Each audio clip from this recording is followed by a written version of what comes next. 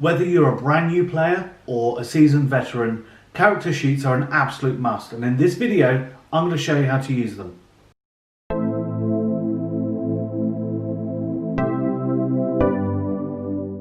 Welcome to Dungeon Guides. I'm Casa, and in this video series we're going to show you how to play Dungeons & Dragons right from the very beginning, starting with character sheets, moving all the way on from races and classes, how to use magic, combat, all of the stuff that you need to learn to play Dungeons & Dragons. So if this is the kind of thing that you want to see, then don't forget to subscribe and like the video and press the bell to be notified of all videos that we do. In this video I'm going to be walking you through the official DnD character sheet. Whether it's on paper or digital, it's both the same.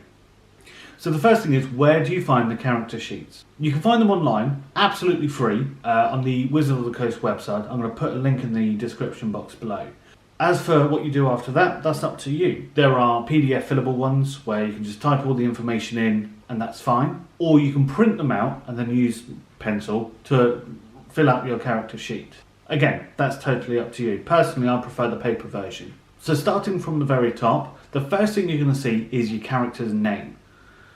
Let me tell you, don't do this yet. Don't fill it in yet, because it's one of the hardest things to actually work out, and maybe you need to find more of a character to put in there before you can think about names. So the next thing you're going to see is your class and level. Now your class I'm going to get to in a different episode because there's a lot of information to take in there, but generally it means what you want to do with your character, whether you want to sling magic at your enemies or hit them with swords, whatever. That's for later on though. And your level is about your experience points and how powerful your character is. Then you've got your background. Now your background determines, in a more roleplay kind of way, where your character grew up. Again, this is something I can cover much later in a different video because there's loads and loads of information, but really it's there for roleplay purposes. It does give you a couple of little extra bonuses as well, so we'll have fun with that one. Then, at the end of that line, you have the name. That's your name, the player name, because if you're going to be at a table with 4 other people, you're going to get character sheets mixed up and you need to know whose is whose. After that, we're looking at your race. Race is exactly what it says on the tin. Orc, elf, human, dwarf, whatever. That's what you write down there. This is very specific because each race has its own bonuses. Again, another video, I know, I'm sorry. So you put down your character's race there. Then your alignment. Now your alignment is essentially, what's the personality type of your character? Are they good? Are they lawful? Are they evil? Are they neutral? Again, that is a roleplay choice and something you really should discuss with your DM or Dungeon Master. So lastly on that line, you've got experience points. This is crucial because your experience points turn into levels. The more levels you have, the more powerful your character is. Now, stretching down the left there, you've got your core stats. These essentially tell you what your character can and can't do well. This again is another video which I'm going to be getting to very soon because there's again a lot of information to go through there. The next thing you're going to see is your inspiration. This is something that your DM gives you for doing something incredible, like a roleplay instance or getting the kill of the creature or whatever. That's down to the DM. But what this essentially means is that you get a free roll on your D20. Then you're going to see a proficiency bonus. This will change as you level up, but what it essentially means is that whatever you're good at, you get better at as you level up. And this is a bonus that you add onto your dice when you are proficient. And just below that, you're going to have a list of skills. Now, these skills are based around your core stats. So, depending on what your stats do, this will change what your skills are.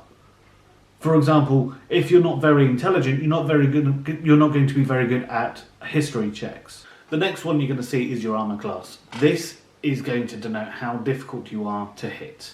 Whether you're wearing massive armor that all the sword strikes bounce off, or being so quick and nimble that you sort of dodge and duck out of the way. This is essentially what will be your first thing that you roll when we start looking at combat. Again, Another video, there is so much to go through, I know, but don't worry, we'll get there, I promise. Next is your initiative bonus. So when you first come into contact with an enemy, the first thing you need to do is to work out who's going first. So what you would do is roll your d20 and add your initiative bonus, and that will tell you who's going when. So the next thing you're going to see is your character's speed. This is based in feet. Now, usually on a grid-based system, each grid square is 5 feet. So you have to do a little bit of math to work out how far you can move. But again, this actually, believe it or not, depends on your race. The taller you are, the quicker you move. And then you have the hit point box. This is awesome. So the more hit points you have, the healthier you are, the more damage you can take. And there's a little bit at the top that says hit point maximum. This is where you're going to put the total of your maximum amount of HP or hit point. The large box below it, you actually write in there how many you have at that time. This is why I say use pencil, because you're going to be doing a lot of rubbing out. If you start using pen, you're going to have a big mess. And then you have a little box under that called temporary hit points. Some spells and other bonuses can grant you extra hit points on top of your normal. So you're a bit more healthier and you've got a bit more damage that can be lumped off you.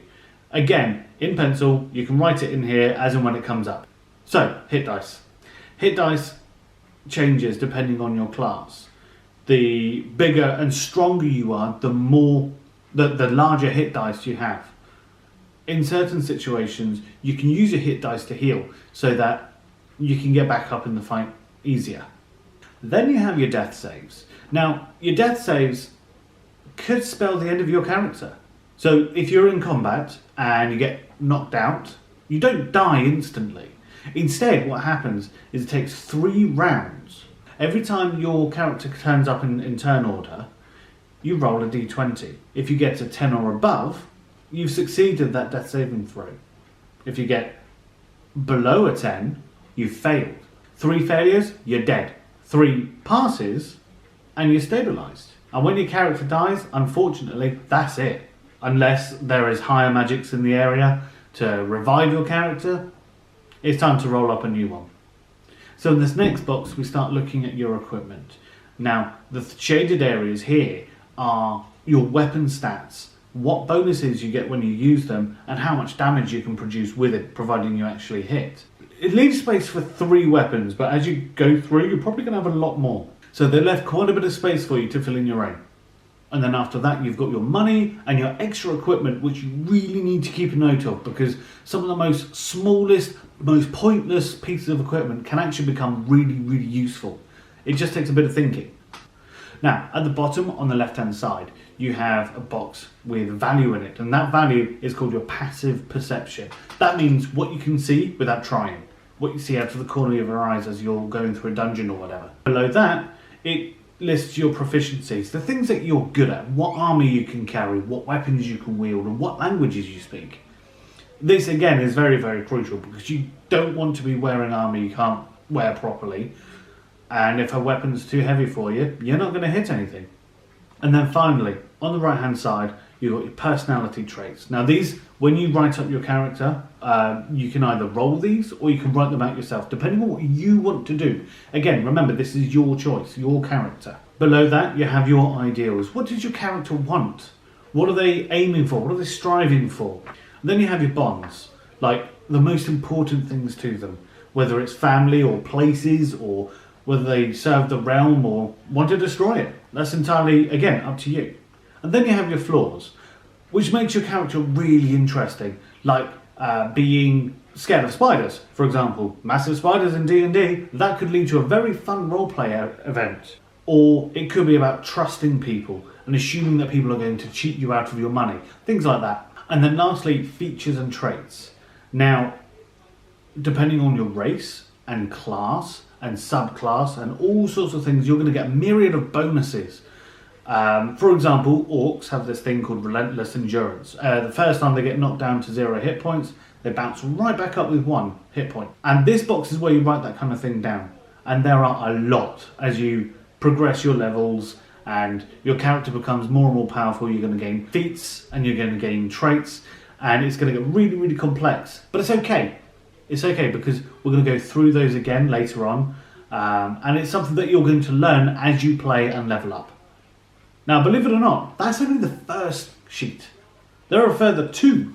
Your second sheet is all about your magic. Now, some characters don't use magic, like barbarians, for example, or fighters, but there are quite a few magic users in the game.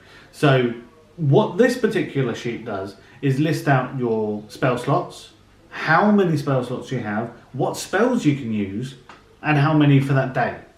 You've also got a couple of boxes right across the top there with your spellcasting class, for example, wizard, cleric, druid, whichever you use. Then you have your spellcasting ability. This is a score that is tied to your core stats, which actually affects the next 2 boxes, which is your spell save DC. That is mostly going to be for the DM to ask every so often when you're casting certain spells at the bad guys. And then your spell attack bonus. So, for example, if you're throwing out an Eldritch Blast, you're going to have a bonus that you're going to add to that, which will actually be exactly the same type of bonus that you use that other characters use for their weapons. The final sheet is all about your roleplay possibilities. It's about your age, your height, your weight, what colour of your eyes, your skin, and what colour is your hair. What does it look like? Your character's appearance. How do you perceive your character? What do they look like? What are they wearing? What kind of allies do they have? What organisations do they belong to? You'll have to check with your DM about that one, because depending on where they're setting their campaign, they might be able to tell you about different organisations that your character may or may not belong to. Then you have additional features and traits. This is a continuation from the first character sheet page. Remember I said there was going to be quite a few? And below that is your treasure box. This is where all the goodies go. What magical items, magical weapons, how much gold you pick up, different types of gems. This is where the big money lives. And then lastly, there's a box which is quite decently sized for your character's backstory.